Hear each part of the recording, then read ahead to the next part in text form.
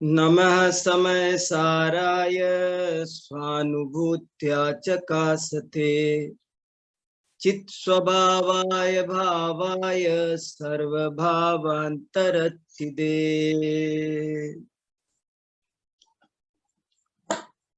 ये समय सार नामक ग्रंथराज है जो आज से 2000 वर्ष पहले आचार्य कुंद देव ने प्राकृत भाषा में लिखा। कुंद आचार्य देव और उनका यह समय सार, इसका बहुत बड़ा योगदान है। समय सार शब्द से ही पता चलता है कि ये सारे शास्त्रों का सार है। समय माने दर्शन शास्त्र, समय माने आत्मा, सभी शास्त्रों का सार है। इसलिए ये नाम भी बहुत सार गर्भित है।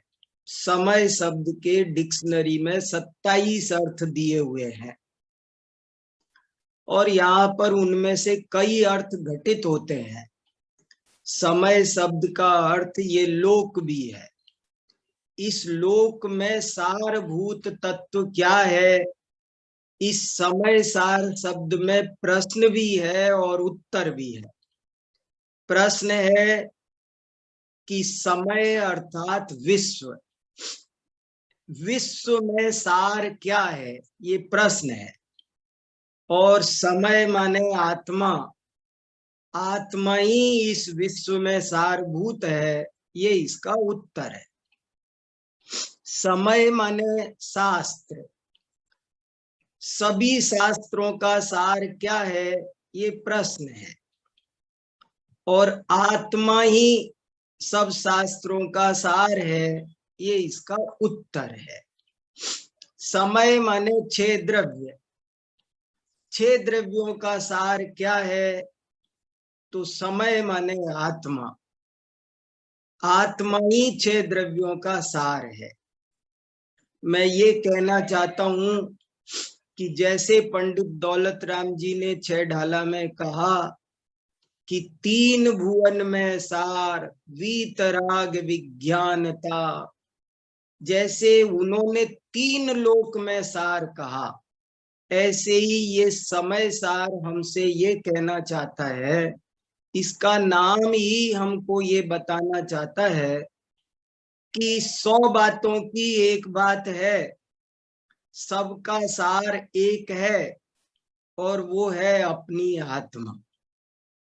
ऐसा इसके नाम में भी बहुत सारा सार भरा हुआ है। नाम भी अत्यंत गूढ़ अर्थ का सूचक है। इसके नाम पर ही घंटों चिंतन करो तो बहुत आनंद हो सकता है। आज मैं आप सबके साथ में इस समय सार का ही स्वाध्याय करना चाहता हूं। प्राकृत भाषा में लिखा, उसका कारण ये है कि हर आदमी पढ़ सके। प्राकृत भाषा माने आम जनता की भाषा, जिसमें ग्वाला भी अपनी बात समझ सके, एक मजदूर भी।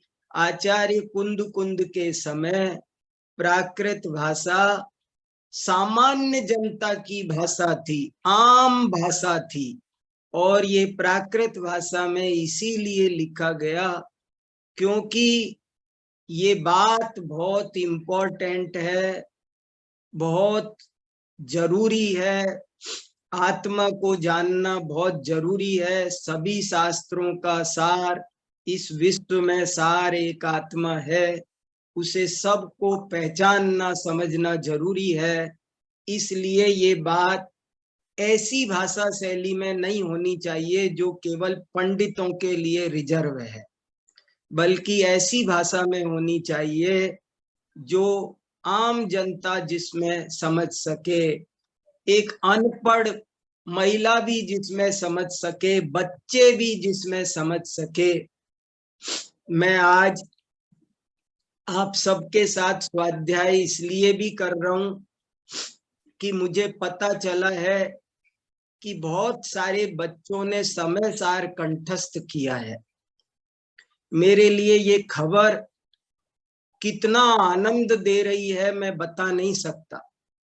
बच्चों ने समय सार कंठस्थ किया है, इस सूचना से मैं रोमांचित हो गया, प्रसन्न हो गया।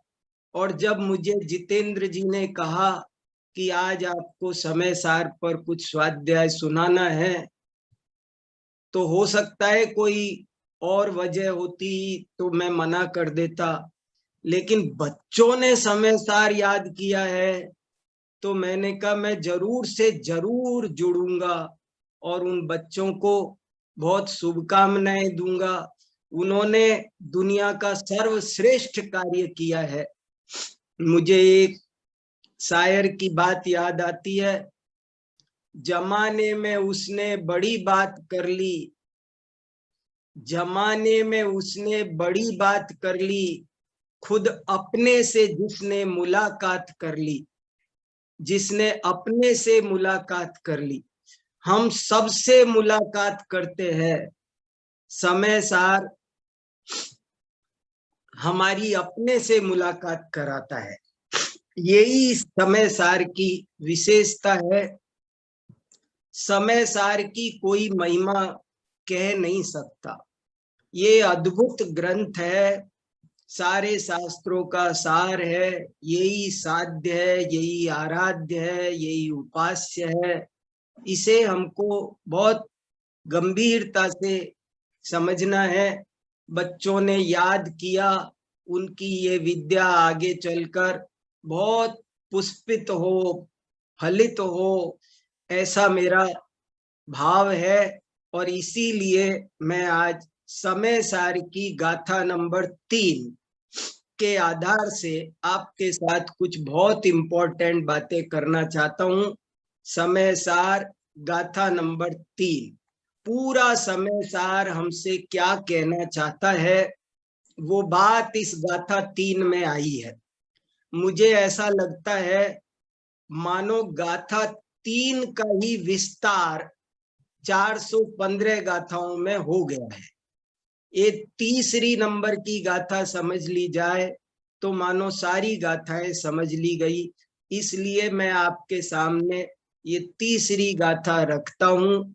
आप भी मेरे साथ चिंतन करेंगे और मैं भी चिंतन करूंगा, स्वाध्याय करेंगे इसका, इसे आत्मसात करने का प्रयास करेंगे।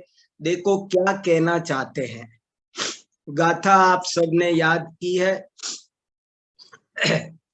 गाथा पढ़ता हूं पहले। एयत्तनिच्छय गदो समौ सौवत्थ सुंदरो लोगे, बंद कहायते तेण विसंवादिनी होदी। एक बात और कह देता हूं इस गाथा के स्वाध्याय को फलीभूत होने के लिए। केवल पढ़ना नहीं है और पढ़कर इधर से सुन के इधर निकालना नहीं है। शास्त्र में लिखा है कि जिनवाणी का एक वाक्य भी यदि ठीक से पचाया जाए, डूब कर उसका चिंतन किया जाए, तो वो एक वाक्य ही केवल ज्ञान उत्पन्न करने में समर्थ है। एक वाक्य केवल ज्ञान उत्पन्न करने में समर्थ है।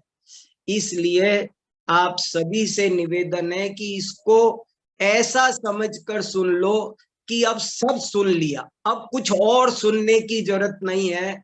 इसी को गुनने की, समझने की जरूरत है, यही पर्याप्त है।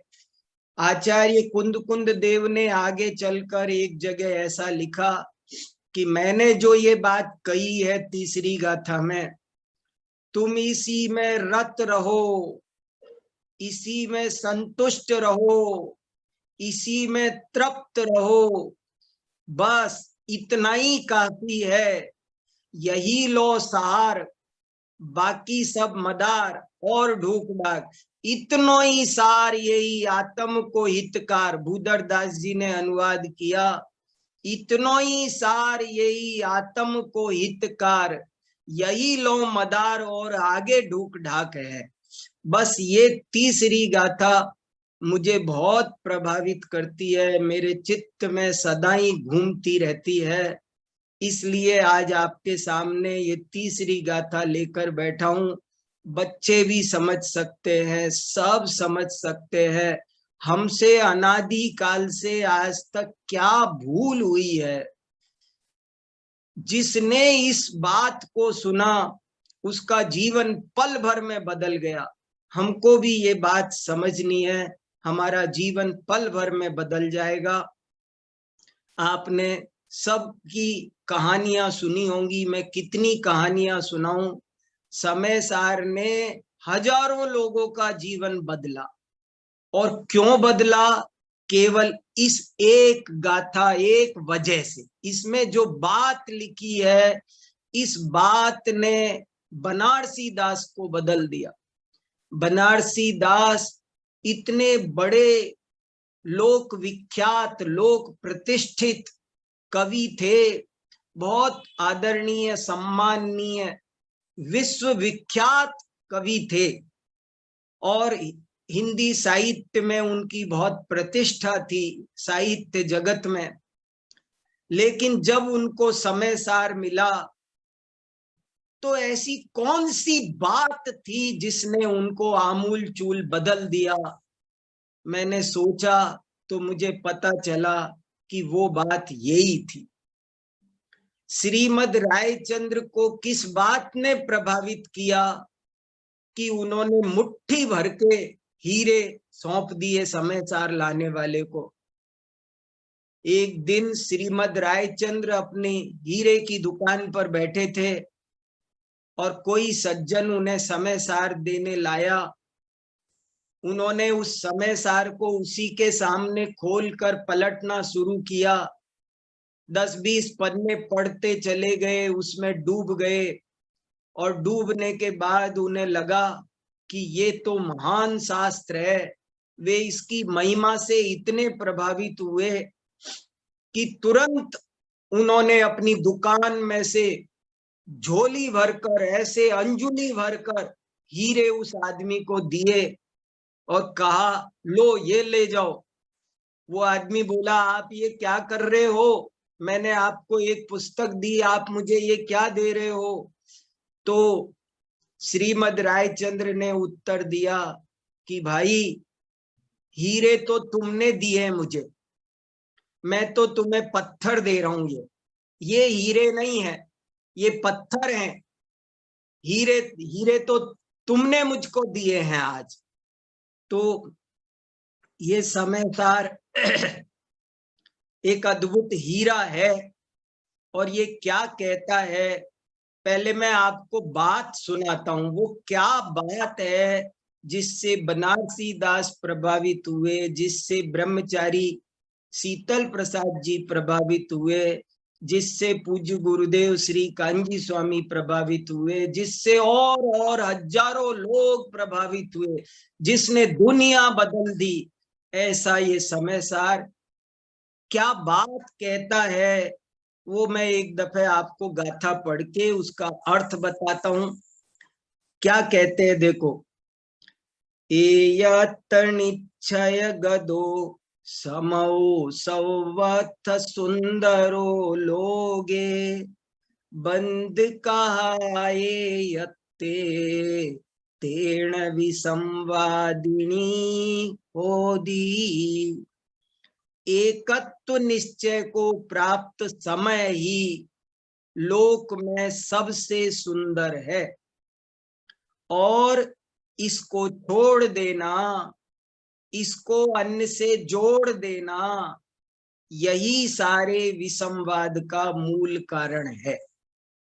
क्या कहा? एक अपनी आत्मा ही 3 लोक में सारभूत है, और अन्य सब की ओर ध्यान देना, अपनी ओर से ध्यान हटाना, बस यही दुखों का मूल कारण है, यही सारी समस्याओं की जड़ है।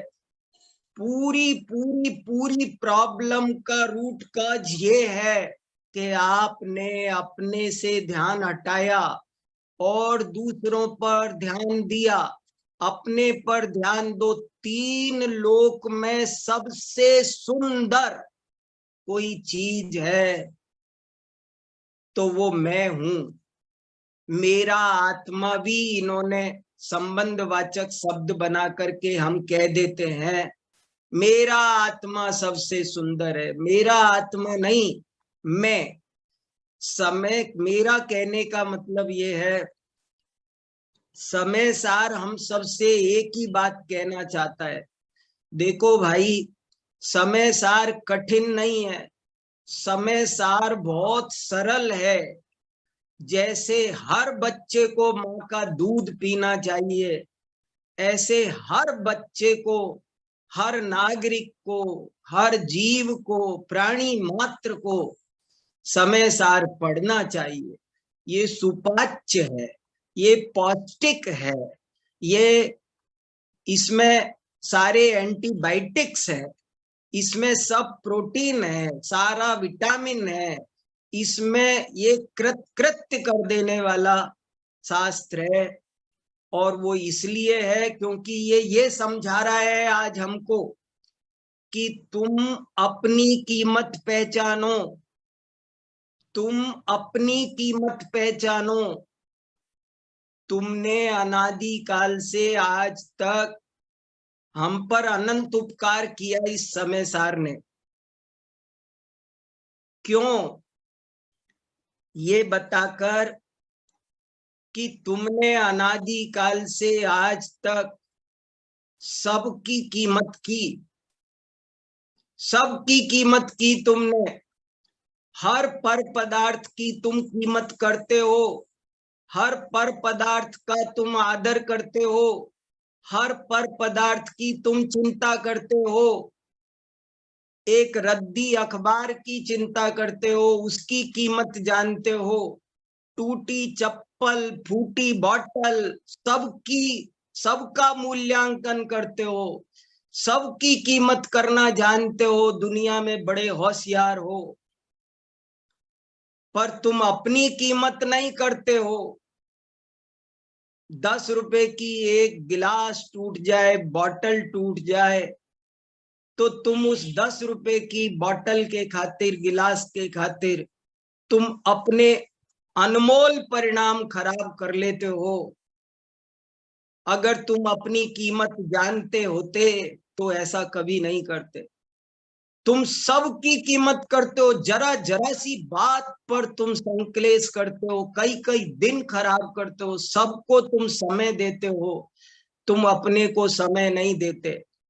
समय सार का एक अर्थ ये भी है कि जो समय अपनी आत्मा को दिया वही सार है, बाकी सब असार है। अपनी कीमत पहचानो, अपनी कीमत पहचानो। अनादि से आज यही जैन धर्म की विशेषता है। अनादि से आज तक हमारी दशा ऐसी रही, निज शांत स्वभाव नहीं भाया, पर के ही गीत सुहाए हैं, पर के ही गीत सुहाए हैं। हमको पर के गीत अच्छे लग रहे हैं, अपने गीत कब अच्छे लगेंगे, कब सुहाएंगे अपने गीत, अपनी महिमा कब आएगी, हम अपनी पूजा कब करेंगे। समाधि तंत्र में लिखा, अहमेव मयोपास्य नान्य कश्चिद इति स्थिति। वस्तु स्थिति ये है, अहमेव मयोपास्य, मैं ही मेरा उपास्य हूं, अन्य कोई मेरा उपास्य नहीं है।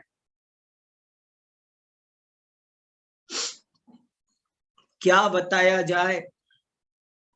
एक आदमी लंदन घूमने गया, और वहां उसने किसी से पूछा कि यहाँ देखने की सबसे बढ़िया चीज क्या है, बताओ, मैं उसे देखकर भारत जाऊंगा।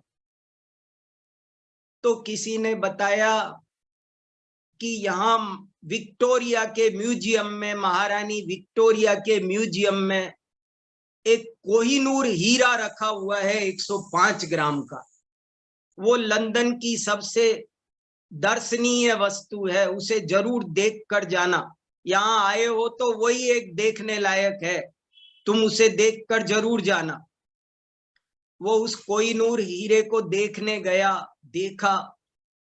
देखने के बाद उससे पूछा गया कि तुम्हें वो हीरा कैसा लगा, आनंद आया कि नहीं। तब उसने प्रति प्रश्न किया कि भैया एक बात बताओ, मैं ये सोच रहा हूं कि वो हीरा ज्यादा कीमती है या जिन आंखों ने वो हीरा देखा वो ज्यादा कीमती है। कीमती कौन है?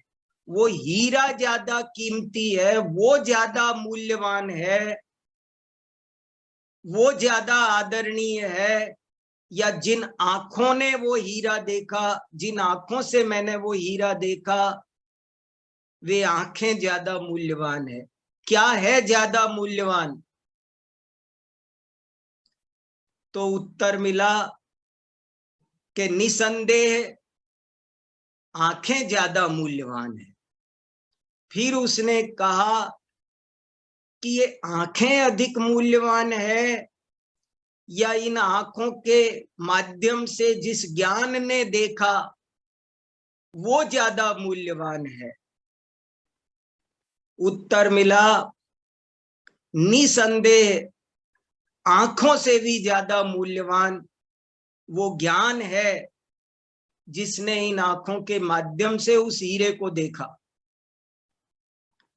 फिर प्रति प्रश्न किया कि वो ज्ञान अधिक मूल्यवान है या उस ज्ञानादि गुणों का, ज्ञानादि अनंत गुणों का धारक मैं भगवान आत्मा, ये आत्मा भगवान है, मैं भगवान हूं। ये बात हमारी समझ में किस दिन आएगी? हम कब तक दूसरे की देहरी पर अपना माथा फोड़ते रहेंगे? समय सार हमें अपनी कद्र बताने के लिए है। जिन शासन हमें हमारी पूजा करने के लिए मिला है, जिन शासन का साफ साफ शंखनाद है, जिन शासन ये दुंदुभी नाद कर रहा है, ये घोष कर रहा है, पर दब्बादो दुग गई, सब दब्बादो सुख गई। पर द्रव्य की तरफ लक्ष्य करोगे तो दुर्गति होगी, पर द्रव्य की तरफ लक्ष्य करोगे तो दुर्गति होगी। यदि सदगति चाहिए तो एक ही उपाय है, अपना ध्यान अपने में रखो, अपने काम से काम रखो। दूसरे की तरफ देखते ही विसंवाद होता है। इस लोक में सबसे सुंदर मैं हूं, मेरा घर है, मेरा शुद्धात्मा है, और ये संबंधवाचक भी भाषा व्यवहार की है, मैं ही हूं।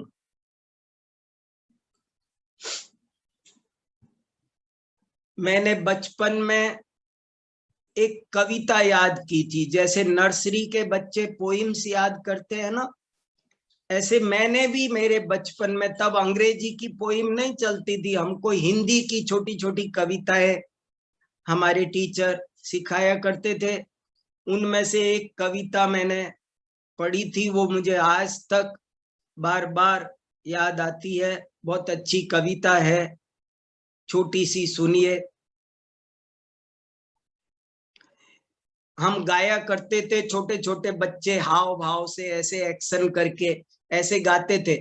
एक चिड़िया के बच्चे चार, घर से निकले पंख पसार, पूरब से पश्चिम को आए, उत्तर से दक्षिण को आए, घूम घाम कर घर को आए, माता को फिर वचन सुनाए, देख लिया हमने जग सारा, अपना घर है सबसे प्यारा।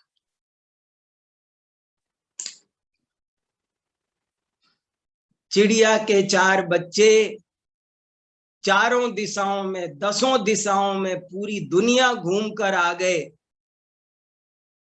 हम सारी दुनिया घूम कर आते हैं, सोचो अंत में क्या समझ में आता है, निष्कर्ष क्या मिलता है घूमकर?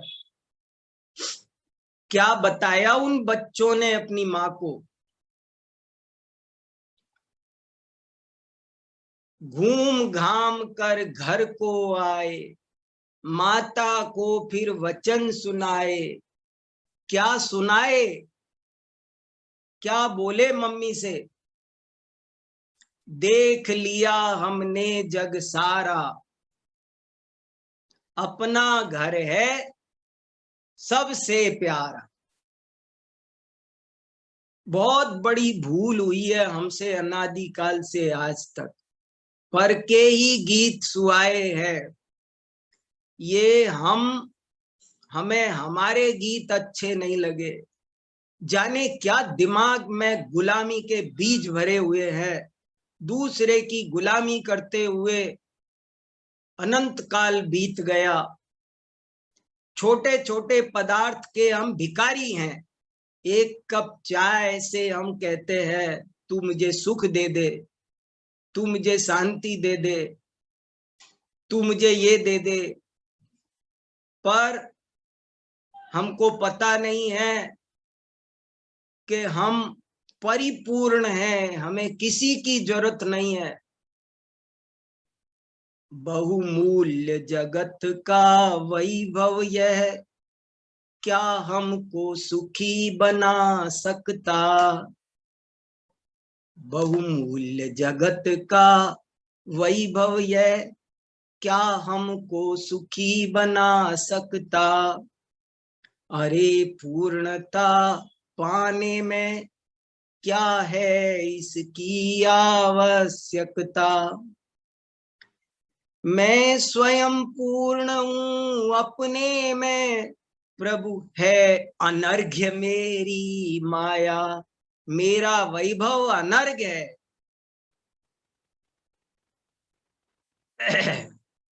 कितनी बढ़िया बात है। बहुमूल्य जगत का वैभव यह, क्या हमको सुखी बना सकता? अरे पूर्णता पाने में क्या है इसकी आवश्यकता? मैं स्वयं पूर्ण हूँ अपने में, प्रभु है अनर्घ्य मेरी माया। बहुमूल्य द्रव्यमय अर्घ्य लिए अर्पण के हेतु चलाया। जब अपनी आत्मा की महिमा आती है तो 3 लोक का वैभव असार भाषित होता है। अर्पित, समर्पित, न्योछावर करने का मन करता है, ये त्याग करने का मन करता है।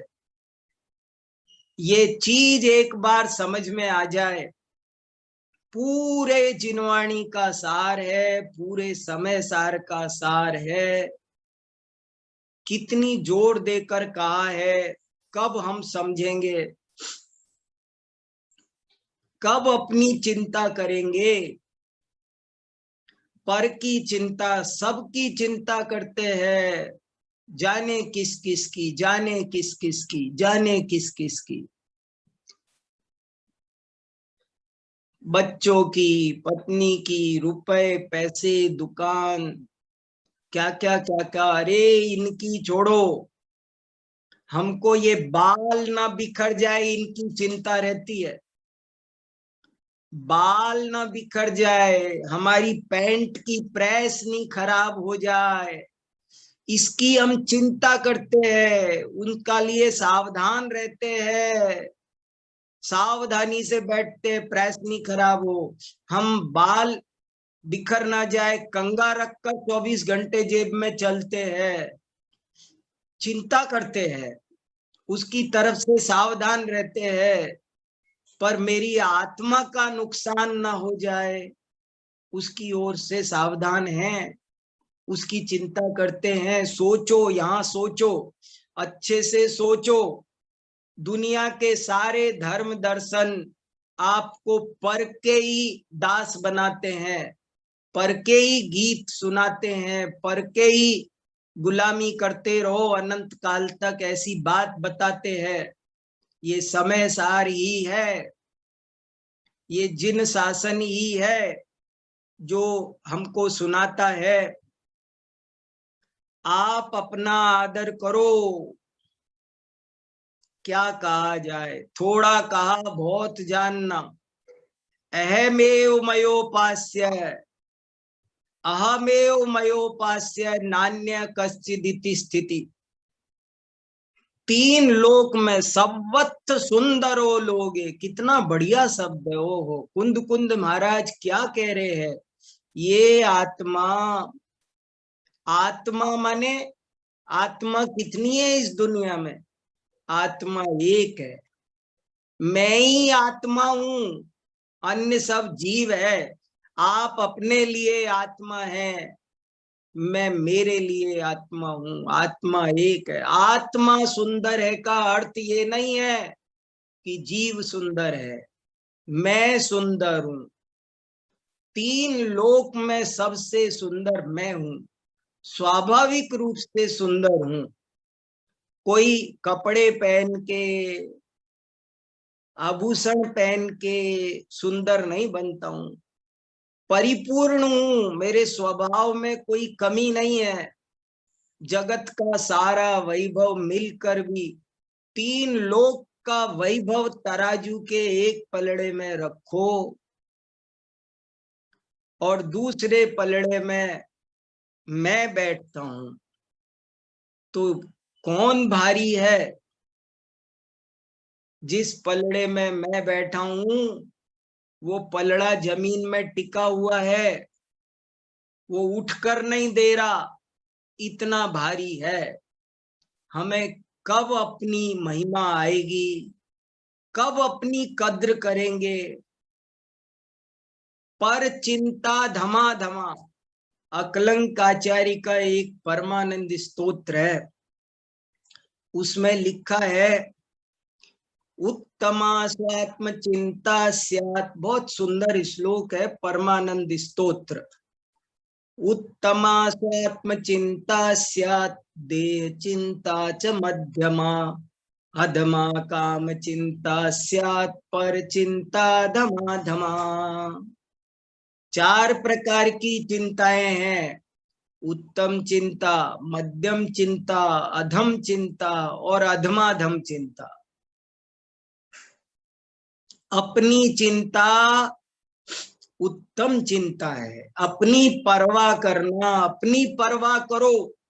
सारे शास्त्रों का सार है, अनंत तीर्थंकरों का एक ही उपदेश है, तुम अपनी परवाह करो बस, दुनिया की परवाह मत करो। दुनिया की परवाह मत करो, अपनी परवाह करो, अपना ध्यान रखो। उत्तमा स्वात्म चिंता स्यात्, और पर चिंता धमा धमा, पर की चिंता करना वो अधम से अधम काम है, खोटी वृत्ति है। पर की चिंता करना ये आध्यात्मिक दृष्टि से व्यभिचार है, ये कुशील सेवन है। कठोर बात है पर महत्वपूर्ण बात है, सरल है पर महत्वपूर्ण है। सारा उपदेश अपने भले के लिए है। एक और बात इंपॉर्टेंट है, सारा चरणान योग भी, सारा उपदेश भी अपने भले के लिए है। दृष्टि बदलो। शास्त्रों में कहा चोरी मत करो, चोरी नहीं करना चाहिए। क्यों नहीं करना चाहिए बताओ, चोरी क्यों नहीं करना चाहिए। दूसरे का बुरा होता है इसलिए, दूसरे का नुकसान होता है इसलिए चोरी नहीं करनी चाहिए। अगर ऐसा समझते हो तो जैन दर्शन समझा ही नहीं। जैन दर्शन कहता है कि चोरी इसलिए नहीं करनी चाहिए क्योंकि इससे मेरी आत्मा का बुरा होता है, मुझे मेरा ख्याल रखना है, मैं चोरी नहीं करूंगा क्योंकि मुझे मेरी चिंता है, क्योंकि मुझे मेरी चिंता। झूठ बोलने से किसका नुकसान है? हिंसा करने से किसका नुकसान है? दूसरे का। हिंसा करने से दूसरे का नुकसान है, इसलिए हिंसा नहीं करनी चाहिए। ऐसा जो समझते हैं उन्होंने अभी जैन धर्म को नहीं समझा। हिंसा इसलिए नहीं करनी चाहिए क्योंकि इससे मेरा नुकसान है। सारा उपदेश मेरे लिए है, मैं ही तीन लोक में सार हूं।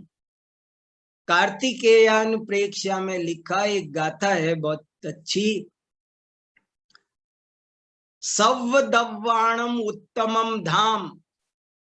मुझे पूरी गाथा याद नहीं आ रही है अभी, कुछ छूट गया है, विस्मृत हो रहा हूं, पर उसका सार यही है, सब द्रव्यों में उत्तम अपनी आत्मा है। ये कैसी गजब की बात है।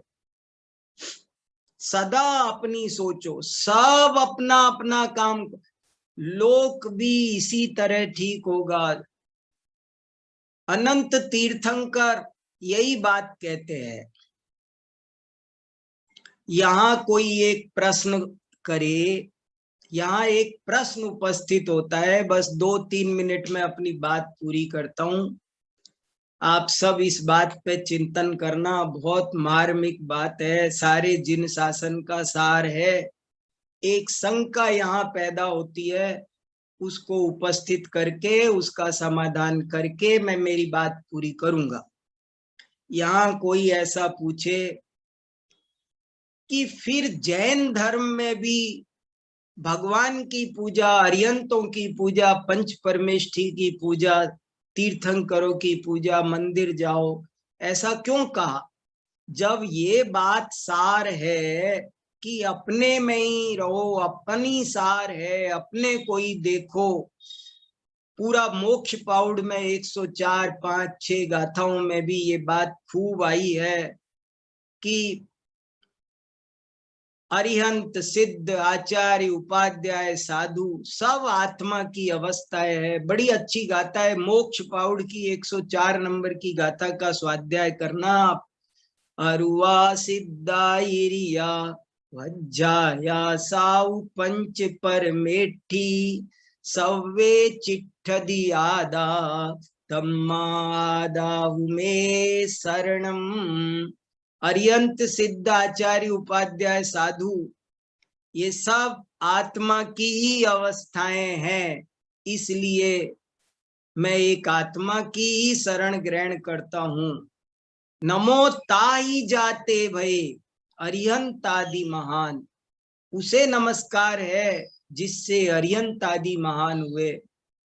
तो ये शंका है कि जब जैन धर्म इतना आत्मवादी दर्शन है तो फिर जैन धर्म में मंदिर पूजा, तीर्थंकर, देव शास्त्र गुरु की पूजा, इसका विधान क्यों बनाया गया? तो उसका समाधान ये है कि देव शास्त्र अन्य जगह से हटाने के लिए देव शास्त्र गुरु के पास भेजा गया। हम 3 लोक में एक एक पदार्थ के भिखारी हो रहे हैं, अनंत पदार्थों के। उन अनंत पदार्थों का भिखारीपना छुड़ाने के लिए हमें इन देव शास्त्र गुरु के पास भेजा गया। और इसलिए भेजा गया कि जब हम इनके पास जाते हैं तो ये भी हमको ये कहते हैं कि मेरे पास क्यों आए हो, यहाँ क्या रखा है, यहाँ लड्डू नहीं रखे, तुम अपने पास जाओ, तुम्हारा आत्मा अपना गुरु आप है। आत्मैव गुरुरात्मना।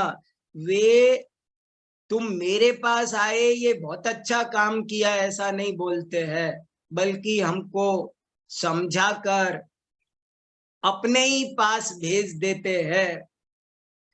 जैन धर्म उस पर के पास जाने का क्वचित कदाचित उपदेश देता है जो हमें स्व के पास जाने के लिए ही प्रेरित कर दे। जैन धर्म निवृत्ति प्रदान है, पर क्वचित कदाचित उस प्रवृत्ति को स्वीकार करता है जो निवृत्ति का हेतु बने। ऐसी ये बहुत खास बात समय सार की है। आप सबके साथ स्वाध्याय किया, बहुत लाभ हुआ। बच्चों ने, आपने समय सार कंठस्थ किया। ये समय सार का मर्म आपके जीवन में प्रकट हो, यही मेरी मंगल कामना है। जय जिनेन्द्र।